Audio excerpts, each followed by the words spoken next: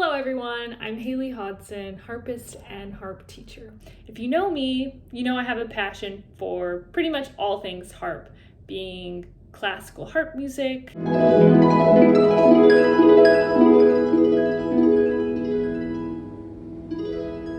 arranging,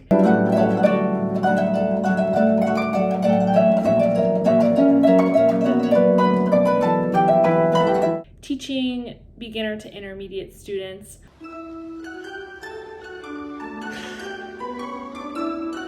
but I also love music history. So this video is the first of my harp literature series.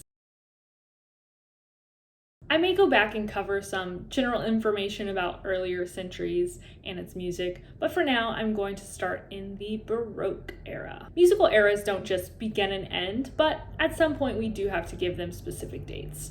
So the Baroque era began in the 1600s and ended somewhere around 1750. The term Baroque originates from the Portuguese word barroco, which means misshapen pearl.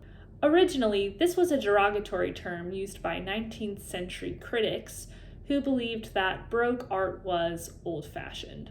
But during the Baroque period, musicians were expected to improvise on their instruments. For example, the harpsichord was given a figured bass line and would improvise chords. This is known as basso continuo. I'd say this is pretty interesting considering that most classical musicians today are trained to just read exactly what's on the page, and there really isn't any improvisation going on. People can stereotype that Baroque music is rigid and boring, but I think it's pretty cool that they were constantly improvising. Some of the most famous composers during this time were Johann Sebastian Bach, Antonio Vivaldi, and George Friedrich Handel. So if you are going to know one piece from this era, you'll want to know the Harp Concerto in B-flat, because it was written by one of these well-known composers. Any guesses as to who it was?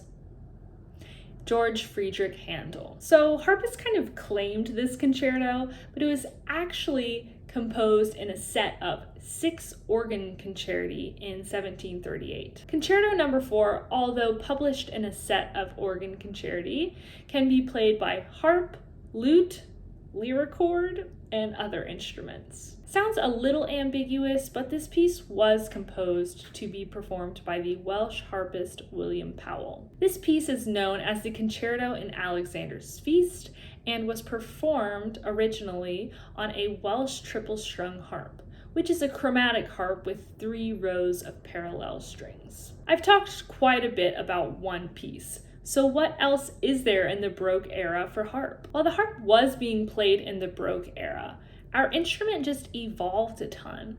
And not only did it evolve, there are still a lot of different kinds of harps out there today that are still being played with their own unique styles and set of repertoire. So what other music do classical harpists still play today from the Baroque era? Well, even though the compositional style is not classical, Turla O'Carolan is well known by pretty much all kinds of harpists. O'Carolan was a blind harpist and is considered by many to be Ireland's national composer. He played a small Irish harp which consisted of brass wire strings. I think one of the reasons that classically trained harpists still play O'Carolan's music today is because most of us start off on a very similar instrument, the lever harp, and these pieces are very compatible on this instrument, and there are many arrangements of his music as well. So you may be thinking, why did I only talk about 2 composers in the Baroque era?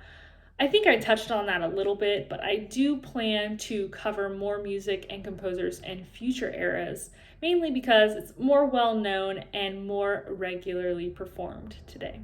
Thank you for watching. If you enjoyed this video, please like and subscribe.